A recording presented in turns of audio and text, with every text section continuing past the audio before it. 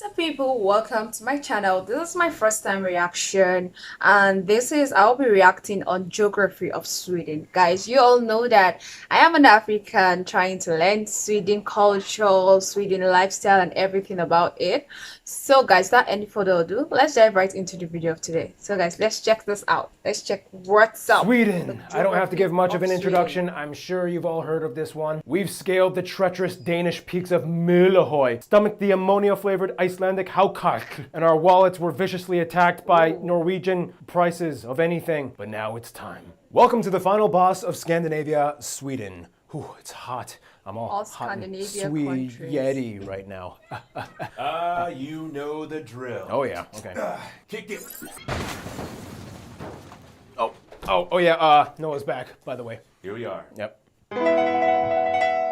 It's time to learn geography. No! Hey everybody, I'm your host Barbs. You can get a Geography Now t-shirt or Geography Now merch at geographynow.com. Hi, Barbs. Selling out if it's your brand. Anyway, all right, you guys, this is it. Our last Nordic country. But what about You're a constituent. But what about? You're an unincorporated territory. But what about me? We already did your video. I even went there. Okay, anyway, I actually wanted to go to Sweden for this episode, but at the last minute, Sweden was like, dude, we're gonna close off our borders to anyone outside the EU. But you know how it goes. Sweden The show really must beautiful. go on. And if we Beautiful can't place go to to be Sweden, cold, we're gonna bring and Sweden learning to about it us, right and in now the best possible way, just with makes it real amazing. Swedish people. And I mean like real Swedes, not those fifth generation Minnesota Swedes that eat lutefisk once a year. And so with that, say hi to Jonas and Carolina. Come on in. Oh, yeah. I got two Swedes. So you guys are the real deal. Swedish, straight up, right? I was born in Sweden and lived there for 10 years, and then my mom moved me to the enemy, to Amazing. Norway. Oh, so you're half Norwegian, okay. Yeah. And I'm from Skåne, so we might have some angry people out there claiming I'm Danish, but It was LA. You guys were the best I could find. So anything you want to say to the Swedish subscribers? Now I'm excited for you guys to learn more about your country. Our country. By the way, where are you guys from? I'm from Helsingborg. And I'm from Skellefteå. Now, there are many ways you can divide Europe. You know, like you have the Mediterranean. Tomato for sale, tomato. The post-Iron Curtain. The Balkans. But everyone knows the further north you go, things start to get delicious and sweet. Anyway, lots to cover. Let's look at the globe. Sweden lies in the region of Scandinavia in Northern Europe and is the largest of all the Scandinavian countries, the fifth largest in Europe and third in the amazing, EU. guys. The country is bordered by Norway to the west and north and Finland in the northeast, separated by the Gulf of Bothnia otherwise between them. In this gulf, you can also find Sweden's two largest islands, Öland and Gotland. Otherwise in the south, the only other physical connection they technically have is with Denmark via the partially submerged and partially above ground Öresund Bridge that connects Malmö, the third largest city, to Copenhagen. I'm trying my best with these pronunciations, bear with me. The country's largest city, though, and capital is Stockholm, located on the east side of the country, and it actually sits on 14 islands with over 50 bridges at the drainage of Lake Mälaren, with over 20 lakes and countless streams. This is why it is sometimes referred to as the Venice of the North. The country is divided into 21 counties, each abbreviated by a letter or double letter known as a country code. For the EU statistical system, though, the counties are grouped into 8 riksområden, or national areas, to address things like population data and so forth, but they in themselves do not have any administrative function. Otherwise, if you ask a Swede, they might revert back to the three traditional lands of Sweden, Norrland, Svealand, and Götaland. Technically, there was a fourth, Österland, which was Amazing, basically guys. South Finland when it was under Swedish rule, but that term hasn't been used since the 15th century. Anyway, Stockholm is also the central hub of economic activity and transportation. The largest and busiest airport is Stockholm's Arlanda International, which, like so many European international airports, is located super far from the actual city. It takes a 20-minute express train or 45-minute car drive to downtown. The second largest airport, Landvetter International, is located in the second largest city, Göteborg, or Gothenburg for the misguided English speakers. Göteborg actually also has the largest shipping port in the country and the largest in all of Scandinavia, taking in about a third of all Swedish trade activity. It lies on the Kattegat and Skagerrak, the shallow straits that open up Scandinavia to the rest of the world. With other major cities like Oslo and Copenhagen within radius, here about 70% of all industry and commerce through Scandinavia happens. It's a busy spot to say the least. Finally, the country has quite an organized system of roads and rail networks that more or less parallel each other. There are two main north-south highways, the E4 that hugs the entire Bothnia coast, and the E45, the longest road in the country that goes along the mountains inland from Göteborg all the way to the border with Finland in the north. Also, it's important to note that Sweden claims to have the most islands out of any other country in the world, at over 260,000. In any case, Sweden's domain wasn't always confined to these borders. For starters, Sweden, being Scandinavian, obviously have Viking history. If you know anything about Vikings, you'll know that they went places. They were literally in the Americas 500 years before Christopher Columbus. And when they couldn't conquer an area, they still left their mark somehow. Even the Hagia Sophia in Turkey has runic inscriptions hidden on it. It was like Viking graffiti, like Vikings were here. On top of that, in the 1600s, Sweden started to become a European powerhouse, and like many other countries, took an attempt at settling and colonizing places outside of Europe. At one point, Sweden had fortresses and colonies in the Americas, Africa, mostly in what now is Ghana. Further, which it's more, within Sweden, you even have a few micronations. We don't have time to get into each of them, but they're pretty interesting. One of them was made as a protest by an artist to protect those wooden sculptures. Anyway, the developmental structure behind Sweden has a lot of history behind it. Like Visby on Gotland Island, probably the best preserved medieval city in Scandinavia. The Old Town Stockholm neighborhood of Gamla Stan was built as a fortress to protect against pirates. Later on, one of your kings would actually become a pirate, but that's another story. In fact, the country has 15 UNESCO heritage sites, and actually, here's fellow geography Rebecca to explain a little bit more about the top notable sites of Sweden. Rebecca, take it away. Hi everyone, my name's Rebecca, and if you're ever in Sweden, here are some of the most notable sites. There are plenty of notable castles, fortresses, and cathedrals, such as Drottningholm Castle, Gripsholm Castle, Örebro Castle, Visby Town Wall, Uppsala Cathedral, and St. Mary's Cathedral. Sweden also has the highest concentration of runestones in the world, with the most famous one being Rökstenen. There's also many historical Viking sites, such as Birka Viking Village, Trelleborgen, Old Uppsala, and Alestenar. If you're looking for more excitement, check out the theme parks Liseberg, Gröna Lund, and Skara Sommarland. Notable museums in Sweden are the Vasa Museum, ABBA Museum, Fotografiska, and the Museum of Natural History. In Stockholm, you can find the newly renamed Avicii Arena. It also acts as the sun in the largest scale model of our solar system. Thank you, and I hope you come to visit Sweden someday. Thank you, Rebecca. Speaking of Swedish places, like other Nordic countries, we have allemansrätten, which is the legal right to roam anywhere in nature. Have you guys ever taken advantage of that Allemansrätten thing? Nice. I mean, you just like pick berries and like, hey. Yeah, I mean, most places are owned by the country, so you're allowed to be there. Can you just like walk in someone's backyard and be like, hey, No. Allemansrätten? No, it has to be Preferably public not. land. Well, speaking of you roaming in serious? nature, there's lots to explore in Sweden, which brings us to...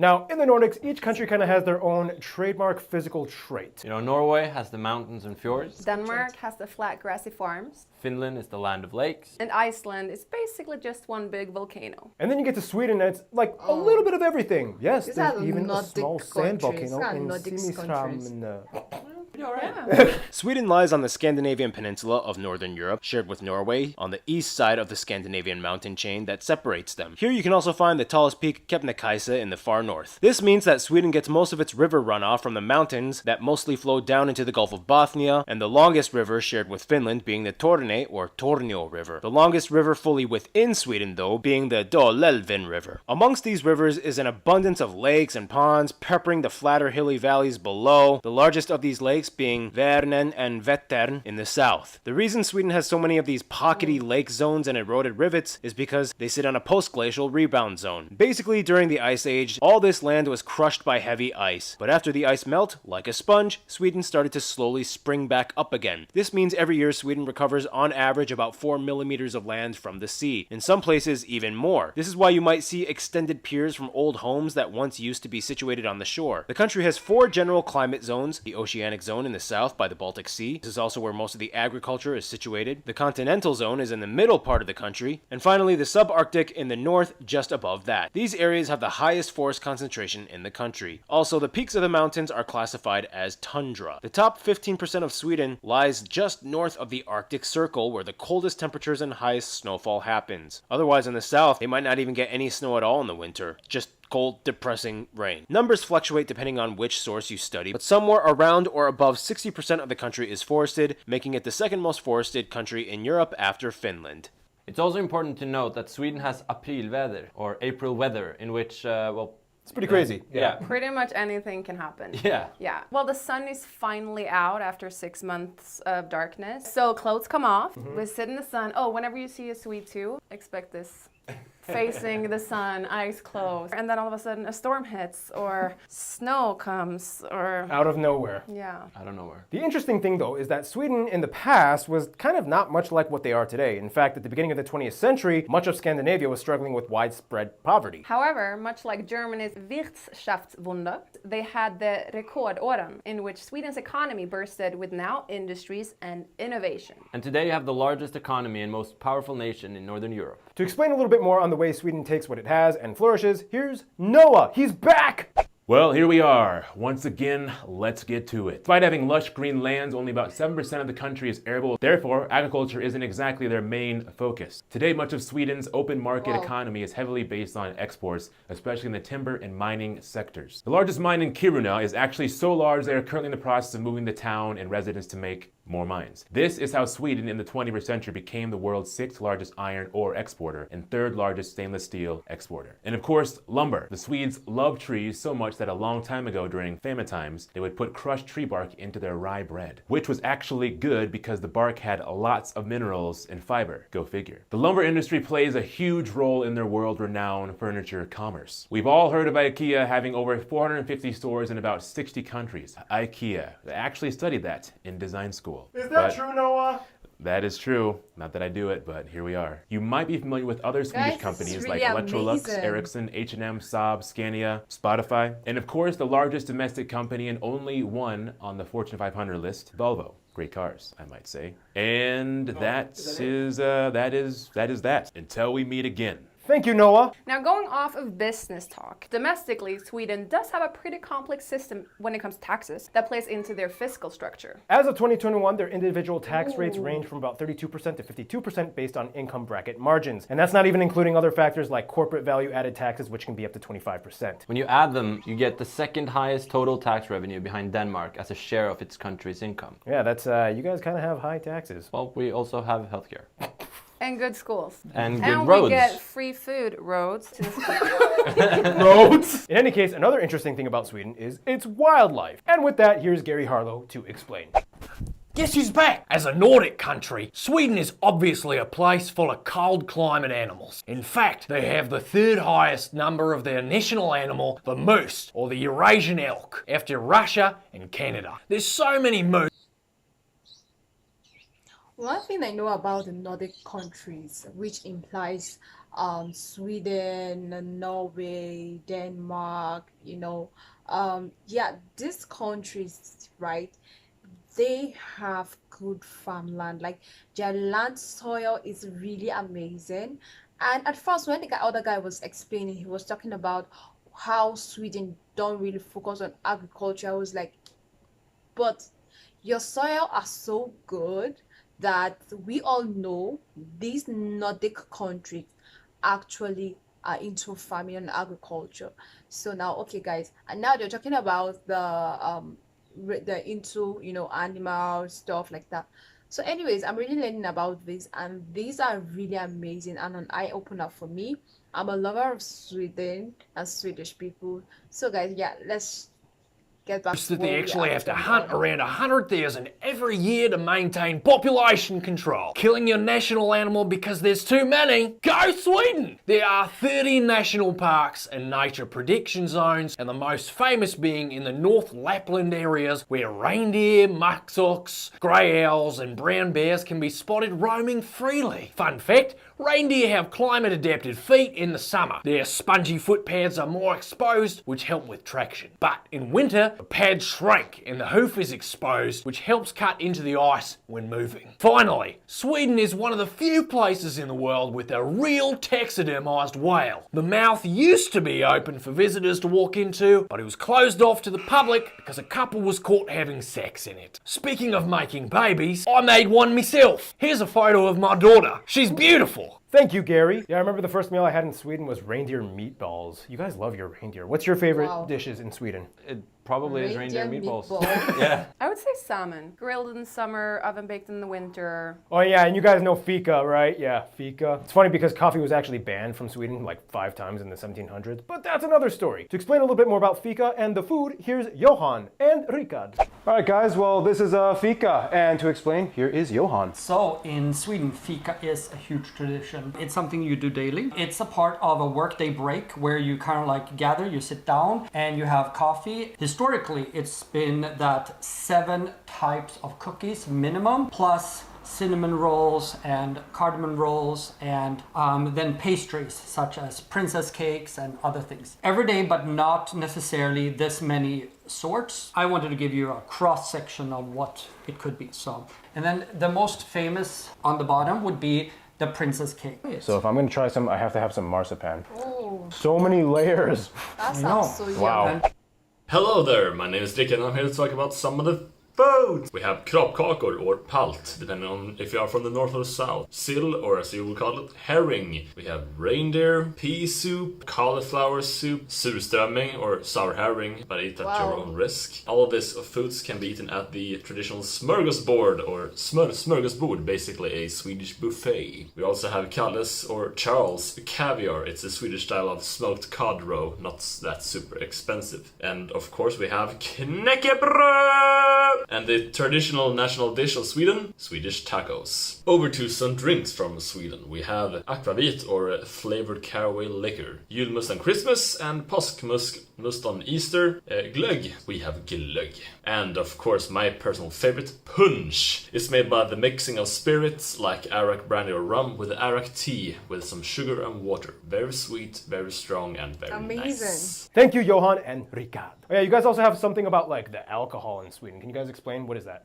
It's called the Systembolaget, which is like the Swedish system of selling heavily regulated alcohol at state-owned stores at set prices. So you can be 18 and go to a bar to get liquor, but you can't buy it at a store until you're 20. Correct. Logic, you know. Logic, yeah. The way it goes is that Norwegian people go to Sweden to buy alcohol, Swedish people go to Denmark to buy alcohol, and Danish people go to Germany to buy alcohol. You guys all have a system. Yeah, One we have a big system for family. cheap alcohol. So there's probably a bunch of 16-year-olds taking a ferry over to Denmark. The ferry itself is a party. I've been on that ferry. I've been on that ferry with my mom between Helsingborg and Helsingør. Oh, and a funny story, I was told when potatoes were introduced to Sweden, it was kind of like this. What are these things? Well, obviously, liquor. And that's how aquavit was born, supposedly. Oh, what's that thing about candy on Saturdays? Explain, Carolina. Lördagsgodis. You get to eat candy on Saturdays. So when we were kids, we got a little amount of money. We got to run to the store and pick our favorite candy. It's amazing. Best in the world. I mean, yes, good ingredients. When you come here, pretty much half the ingredients of American candy is illegal in Sweden. So. Yeah, we do that. Well, on that note, we've talked a lot about some of your small little traditions. Let's explain a little bit more in... I asked geography Johan to explain Swedish people and what they're like, and he described it something like this. A Swedish person is pretty reserved. They will definitely help you, but probably won't take the immediate initiative to help you. The way I see it, it's kind of like, oh no, I hope I don't fall. Oh, I'm falling. Oh, and I dropped my wallet. And I got the results of the test back. I definitely have breast cancer. Ooh. Can you help me? Or... Oh, I'm sorry. Was I supposed to help you? Yeah, oh my God. Yeah. Here's... Also, what are some other kind of taboos in Swedish culture? What do you think? I guess when you get on the bus, if there is another available seat and you go sit next to someone, don't do that. Just don't. And don't have too much eye contact in general. Preferably none. Explain, what is logom and jantolo? It's a law that basically tells you that don't think you're better than anyone. It's like, don't tell people that you got good grades. Just get them and move on. But still, you know, kind of let them see it on you. Yeah, it's definitely based on status. Lagom is this word that does not exist in English, and it basically means not too much, not too little, just the perfect amount. I would say that a Swedish person is generally intelligent. Is that full of myself saying that? Nah, it's just a result of our educational system. That's right. But part of your culture, jantolon, you're not allowed to do that, right? Well, we're not allowed to brag, no, but now we're in America, so... Well, that was a discussion. Any case, let's break down the population of Sweden. Sweden has a population of about 10.25 million and has one of the oldest populations in the world at about 41 years of age on average. About 75% of the country claims to be ethnically Swedish, and this is where things get a little complicated. For the remaining 25%, the Swedish government doesn't have any official statistical data on foreign background, but what we do know is that of these people, about 2 million of them were born abroad, and about 600,000 were born in Sweden as second generation with foreign parents. We also know that as of 2020, due to the refugee crisis, the largest immigrant communities had origins mostly from Syria and Iraq, which surpassed Finland and Poland in the 21st century for the largest foreign-born communities. Yeah, we'll talk about the refugee thing later. But in the meantime, Sweden uses the Swedish krona as its currency. And we use the type C and F plug outlets, and we drive on the right side of the road. But we used to drive on the left side until September 3rd, 1967. When the högertrafiksomläggningen was instituted. and it was a crazy time. People were all confused and jamming into each other. In Sweden, the official language is, shocker, Swedish. But the funny thing is, even though Swedish originated and has pretty much always been spoken natively in Sweden, Swedish actually only became official in the country in 2009. Yeah, they kept kind of arguing about it. It was like, No, it might be seen as more difficult for international issues. It might be seen as discriminatory, maybe, for those who don't speak Swedish. God! So let's break this down. The country is called Sweden. What the do you think people should speak in Sweden? And that's how Swedish became the official language of Sweden. we've explained this before, but the three Scandinavian countries can all more or less understand each other. If you learn one, you can pretty much kind of communicate with the others. It's just, you know, when they hear Danish, it's like, Oh, hey, Denmark. Interesting. And the interesting thing is that the Swedish language has pitches. Here's Geography Marcus to explain a little bit more. So yeah, Swedish is a very hard language to learn. We also have pitch dialect. Some words look and are pronounced exactly the same but have different meanings. So the word plan, it can mean a plan, like having a great plan. It can also mean pitch, like a football pitch, fotbollsplan. Banan, which means banana, but if you pronounce it banan, it means the track. Thank you, Marcus. In any case, on top of that, there are also 5 protected languages in Sweden. Finnish, Menkal, Sami, Romani, and Yiddish. Also, Sweden has a lot of regional accents. If she spoke her native language right now, or you don't even say dialect, you say language. Native dialect, I wouldn't understand a word. Say the most difficult southern Swedish thing you can say. Okay, this is not my accent, okay? Disclaimer. Det är nämnt men tradigt och köra rulleball. It is easy but difficult to drive a roller coaster. Wheelbarrow, but that was really good. Right? Yeah. All right. You thought wheelbarrow was roller coaster. Whoa! In any case, Christianity was introduced in the 9th century. Today, most Swedes, regardless of their level of religious devotion or lack thereof, are at least registered with the Swedish Lutheran Church. And like the Danes and Norwegians, they have their confirmation ceremonies at age 14 or 15. In old times, ancient Swedes and the Norse people followed the Asatru religion. You know, where Thor, Odin, Loki, all of them were from. Otherwise, Sweden is a constitutional monarchy, although they are mostly seen as just figurehead celebrities with almost no actual legislative power. And today, the royal family is actually French descended. For what it's worth, being the largest of the Scandinavian countries, Sweden has a lot on its plate. In general, most people would say that the system works. Yes, we do have one of the highest life expectancies in the world at over 82 years. People get paid to go to schools they are accepted in. Healthcare is free for people under 18. Dental is free for anyone under 23. Otherwise, there are price caps for medical and pharmaceutical services, and they are usually cheap. However, for the population, there is a bit of a shortage in medical facilities, and like most state-subsidized healthcare systems, wait times can be an issue sometimes, and they follow the 0-30-90-90 rule. This rule states that a person cannot wait more than 90 days to see a specialist and 90 days after diagnosis to receive surgery unless it is deemed an emergency. This means that the worst case scenario, potentially, it could take almost half a year to get treated. This is one reason why 1 out of 10 Swedes actually prefer private insurance, which was, made available in 2010 rather than relying on universal healthcare system. Otherwise, we aren't going to fully sugarcoat this episode. Everyone knows that Sweden has seen quite a few drastic changes in the past decade or so. During the 2014-15 refugee crisis, Sweden saw a wave of asylum seekers, mostly from Syria and Iraq. Obviously, this unexpected influx in such a short time, barely allowing the new immigrants time to integrate, kind of played out in many ways that made international news. Now, this is where the narrative kind of steps steps on thin ice because you want to be seen as compassionate, but you also can't avoid the fact that statistically problems that quiet Sweden had never really seen before obviously kind of started to arise. We've seen the news features, riots, multiple cities, crime rising, but at the same time, you also want to be seen as compassionate, but without sidestepping the issues. So the question was, how? Well, it's not an easy question to answer. So I don't know, what do you guys think of that whole situation of the drama? You can see it as either win-win or lose-lose in many ways, because if you're completely against taking in immigrants, you're basically considered a racist. And if you're trying to turn a blind eye to the fact that, you know, crime has risen a lot the last years, then that's not great either. So I think this is a fairly new problem, and it takes some time to really figure it out. It's difficult. And kind of a discussion of how to help people, you know, integrate into the society in general. Swedish society. I think integration is keyword. You know, half the people are gonna argue for all the benefits of opening our country up and helping people, and those are huge as well. Yeah. See, this is kind of part of the complication of Sweden. There's always like a dichotomy of ethics and consequences within their story. For example, they've been neutral, or at least on paper, for 200 years, yet that neutrality has always kind of been tested throughout the time. In World War I, our choice not to intervene pretty much costed us the chance to integrate the Åland Islands. And in World War II, Sweden took like almost all of Denmark's Jewish refugees. However, they did trade with Nazi Germany and let them use the railroad. But it's like, what other choice did they have when they just witnessed and saw Denmark getting demolished and attacked and occupied in like 6 hours? It's like, do you stay neutral yet technically cooperate, or fight back with no chance and lose everything? So many heavy choices with no simple answers.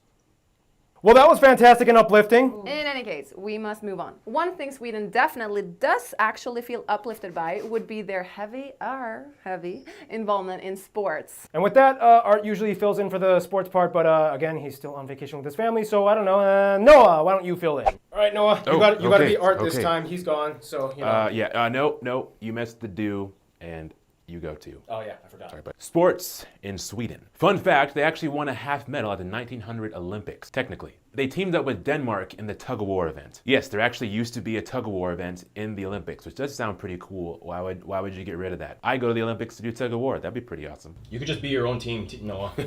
There are two sports that kind of originated in Sweden, brandball and floorball. Brandball is kind of like baseball, and floorball is basically like hockey with a ball on the floor. So the thing about Sweden is that each of their neighbors is kind of like their biggest rivals in a certain sport. And of course, we can't mention football without mentioning their biggest player, Zlatan Ibrahimovic. But depending on who you ask, many people might say that ice hockey is the national sport. In 2006, they became the first and so far only team to win both tournaments in the same calendar year, Olympics and World Championships. They're part of the big six that are considered the best ice hockey teams in the world, including Canada, Czechia, Finland, Russia, and the United States. That's the sports parts. Thank you, Noah. So much culture in Sweden. Actually, if you want to learn more about it, just read The Adventures of Niels. He rides a goose around Sweden and learns some life lessons along the way or something. With that, here's Random Hannah with culture stuff. Hey guys, I'm back. Woo! In Sweden, you'll find that every region has its unique identity. For example, the Sami people of Lapland in the north, they have their reindeer herding, tents, and colt or yakti clothing. If you go to the south in Skåne though, you'll find a radically different culture of glass blowing and silversmithing, stuff like that. Of course, we don't have time to dive into all the regions, but one thing you'll realize is that they all have a traditional costume or folkdräkter. One thing you will see all over Sweden is a typical redwood farmhouse. They also have the Dalahäst, a wooden horse usually painted red with patterns. And speaking of iconic animals, Swedes actually love Donald Duck, even more than Mickey Mouse. And every year during Christmas, they show Donald Duck and his friends wish you a Merry Christmas on the TV. Sweden also has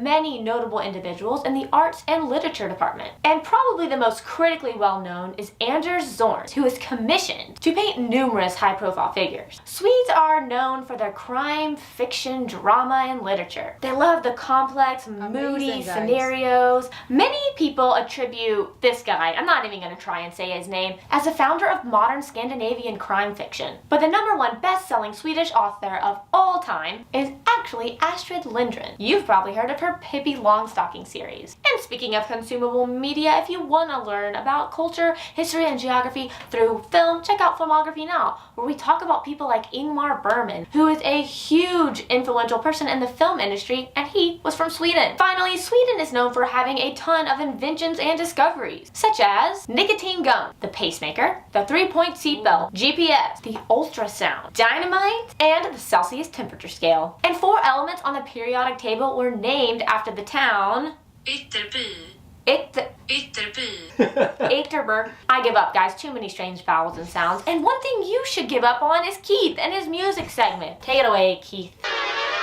Wow, so we're finally talking about this country that I have like totally not any sort of bias towards. Oh wait, hold on, I think I'm forgetting something.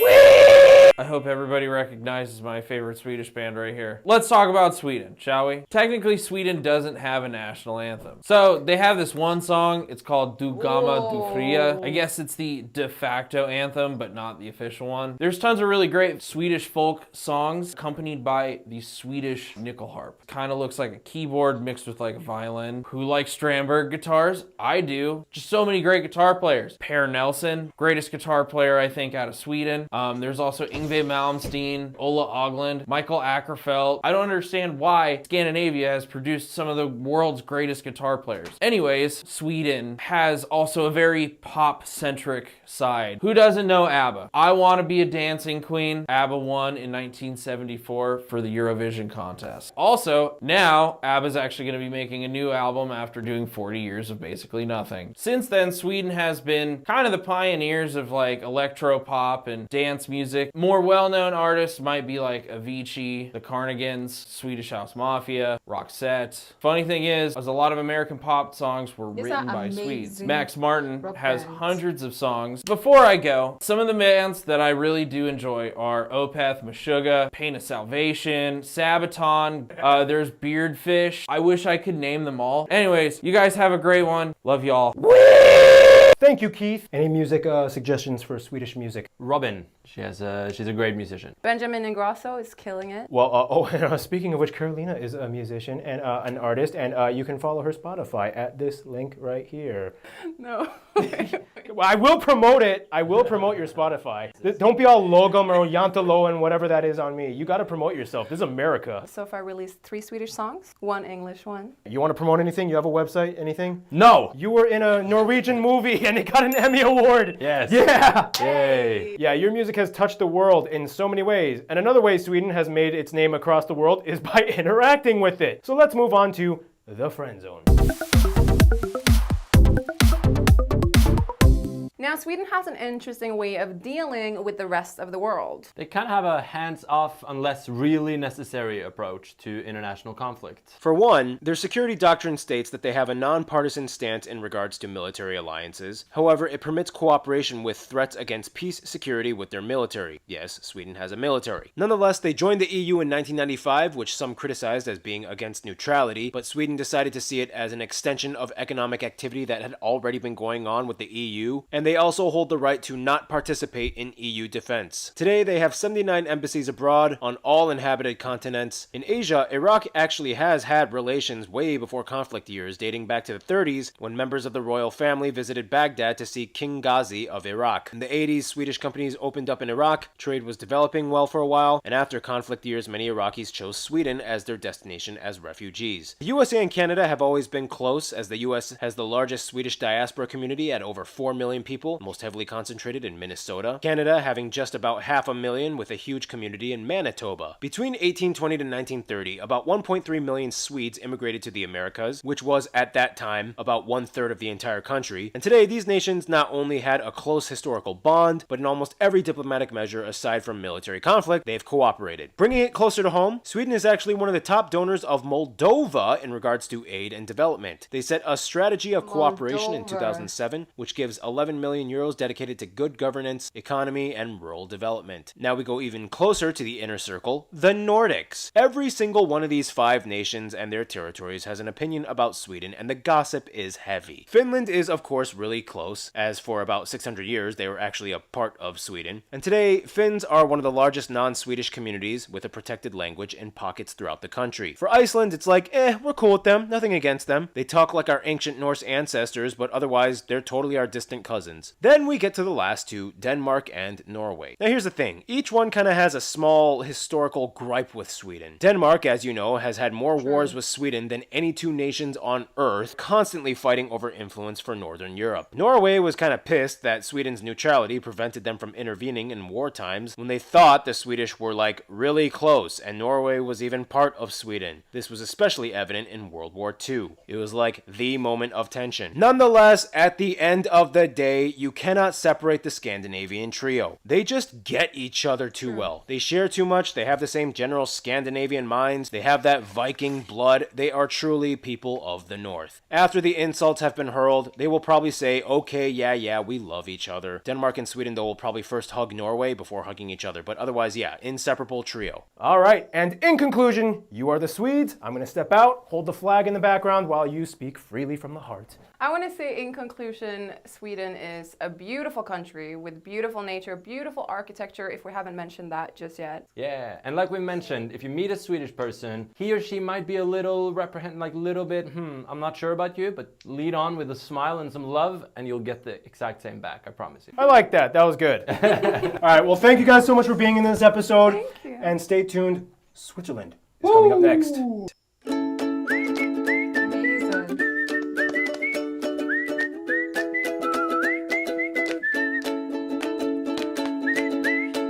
Oh my goodness, guys, we all had everything.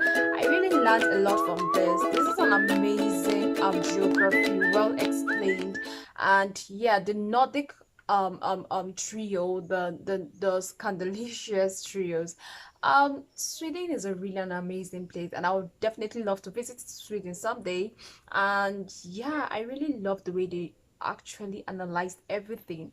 It was just so amazing and explainable, and with the fact that Sweden don't drink beer, I am shocked. Oh wow, so amazing, guys. But anyways, guys, if it's the first time here, please click the subscribe button to join the family, and if you have any recommendation, comment in the comment section. I'll really appreciate it, and I will be seeing you guys in my next video. Bye, my loves.